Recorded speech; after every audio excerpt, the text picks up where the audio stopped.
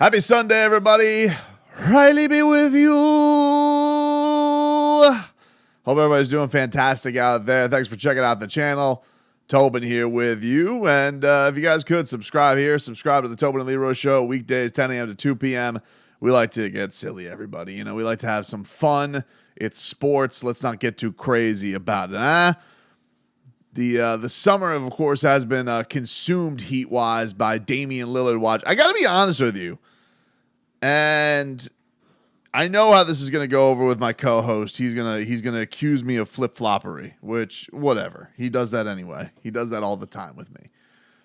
But I just get this deep down feeling, and I'm not doing a reverse jinx thing here. I'm not trying to, make Tobin look a fool so the basketball gods go our way. I genuinely am starting to get the feeling that we are headed towards the Miami Heat running this thing back, and that no Damian Lillard deal is going to happen before training camp. I don't think it's going to happen. I don't know. There's just been a lot of stuff that I've just been looking upon with the activity of a lot of the parties that would be involved, and it doesn't scream to me a team that is, raring to move. I think there was definitely feelings early on in the year, but I think a couple of things have kind of swayed me over the last, let's call it week plus. All right. First, you had Erik Spoelstra, right? Erik Spoelstra was, he's currently with Team USA. He is right now one of the assistant coaches, and he talked about the Miami Heat's offseason recently. He was doing an interview with Brian Windhorst, and, just really threw it on the end of I think that that there didn't really hint at any moves coming, and even mentioned some of the players that they think are going to be there. He said, quote, I'm just immersed here. We have most of our work done. We'll be bringing back the majority of our players, and that's a luxury in this league. Things are so transient. Things are moving fast, and it seems like they are moving faster than they did 4, 5, 6 years ago. We feel great about our group, and we made some nice additions that we feel. Josh Richardson getting another family member back into our program. Thomas Bryant, who we've been a big fan of, and Jaime Jaquez, our draft pick, we are excited about. He's a guy that can plug and play right now. He's a little bit older, has a great deal of experience. So you add those guys. Tyler Herro is healthy. Jimmy and Bam, that's a great core. We're all excited about it. And I don't necessarily know if Spo is doing any poker face there. I have this feeling that the Heat truly feel that the Blazers aren't going to make any moves, that Crone's going to be a big baby, and that this thing is going to drag on. And until something else dramatic happens, and I don't know what that is, I don't know if that's Damian Lillard making even more of a stink. I don't know if it is getting closer to training camp, because we're about 5 weeks away. And I just look at that quote from Spo, and I'm just like, yeah, you could look at things being transient and things are moving fast. And things are moving faster than they did 4, 5, 6 years ago. But you could also look at that at the other end of hey, we thought that this was a move that was going to happen, and now they don't. The other thing that kind of intrigues me about this stuff with the Miami Heat is behavior of some of the players recently, and a lot of them being the players that would be involved. Tyler Herro has recently seemed a lot closer to the Heat organization than he obviously did in the offseason, when it was, Tyler Herro scrubbing his Instagram, doesn't have Miami Heat guard anymore, doesn't have the Heat background anymore, and, has just, I think it was blank, and he changed it to slow motion. And, you kind of think to yourself, Tyler Herro is going to come into this thing, and he is not happy that he's always the guy that's in rumors, that he's always the guy that they put out there and is dangled in all these rumors, even if he has a lot of experience with it. But then you see that he shows up to the Miami Pro League, he balls out. I think that he got a good fan reception there. We know that he embraced Bam Adebayo, which that was, I'm trying to remember if that was on the heels of, it was Bam had his comments at his camp where he was talking about, it could happen with Damian Lillard. But even still, him and Tyler have a long professional relationship together, have really good chemistry on the court. Both Kentucky guys, obviously, same age range. And they had a nice embrace after the game. Seemed like everything was pretty kumbaya with them. Then you add on top of that in the weeks after the pro league performance, Tyler Herro was working out with Coach O from the assistant, one of the Heat's assistant coaches. He was with Chris Quinn at one of his workouts. And then yesterday was posting, or actually I think it was today, he was posting pictures of himself working out in Heat gear at the Heat facility. Now, look, that's his employer. He's allowed to go work out at his job. But for a guy that was trying to kind of wipe his Heat connections off, if that's what he was doing earlier on in the summer, he doesn't appear to be doing that now. He appears to be like, oh, I'll work out at the Heat facility. Because, he could go work out at any gym, but work out at the Heat facility. He's wearing Heat gear. He's getting his work in. And he's been with Heat coaches. He's getting mentioned by Eric Spoelstra on ESPN that they're getting a healthy Tyler Herro back. Maybe the Heat are at a point where they're not so keen on moving Tyler Herro anymore. Here's the other thing. So Jaime Jaquez, the Heat's first round pick, also getting a mention by Spo that he could be a plug and play player and that they can kind of go with him right away. And they think that he could fulfill a role. They're losing Max Strus, they're losing Gabe Vincent, but they think that this guy could be a rotational player right away. Okay. Then you have the idea that Jaime Jaquez also showed up to the Miami Pro League, played in a team against Bam, was doing some hobnobbing with Udonis Haslem, and UD puts up the post that says culture, and it's him, Bam, and Bam and Jaime together.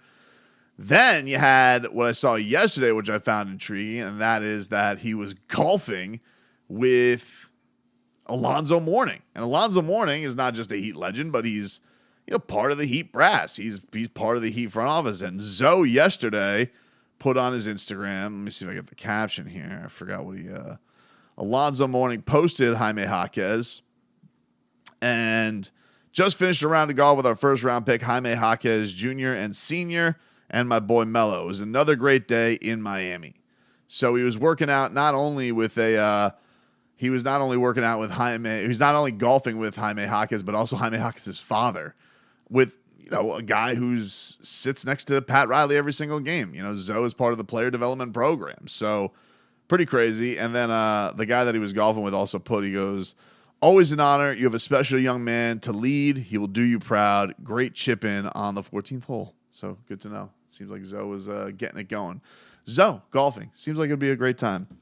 So you have that. Kyle Lowry has also been working out at the Heat facility as of this week after doing his normal thing in Vegas. So you have all of that. That is kind of just got me in this mode of like, I don't think this move is. I'm just my genuine feeling. Like I thought the trade was definitely going to happen, but then you had the whole thing go down with the NBA making the statement that they did, and I don't know if other owners got pissed because it seemed like the Heat were up to some tricks or whatnot. But it definitely feels like after that statement happened, that a lot of the momentum has swayed for this deal not happening. And Damian Lillard can't really say anything because he'll be disciplined. I don't believe Tyler Herro said anything. He had his camp today in Deerfield Beach. I don't believe he discussed anything with the media, which is his prerogative. Not everybody has to do that.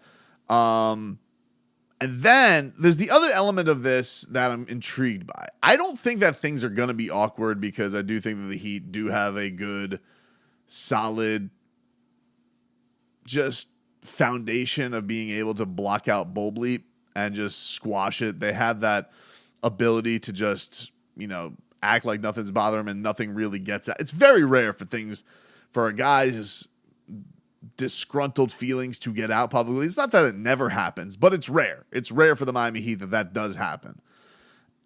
And part of me looks back at the past years, and it has felt like when the Heat get to training camp, they really do like to have an answer of, is this going to happen? Is this not going to happen? And will they squash this? You look back at even the Jimmy Butler rumors back in the day. Jimmy Butler was forcing his way out of Minnesota, and everybody thought he was coming to the Heat. Everybody thought that he wanted to come to the Heat. It was obvious he was coming to the Heat. And then Tom Thibodeau got really, and Pat Riley reportedly got really animated in their negotiations because Tom Thibodeau kept asking for more and more and more. Remember, you had the whole Jimmy Butler, the famous scrimmage. He beats the stars of the Timberwolves with the scrubs and does the interview with Rachel Nichols. And then we think, oh, Jimmy Butler's coming to the Heat. And he ends up not getting traded at training camp. He comes in and eventually gets traded in November, not to the Heat, to the Philadelphia 76ers, and plays the whole season with them. But in the meanwhile, the Heat pulled out of those trade talks and wanted to go into training camp with that not being a distraction. Then you fast forward a couple of years. Jimmy Butler eventually ends up on the Heat. And you fast forward a couple of years and you have the whole James Harden thing that comes out. James Harden rumors running amok. Tyler Herro in those rumors again. Duncan Robinson in those rumors.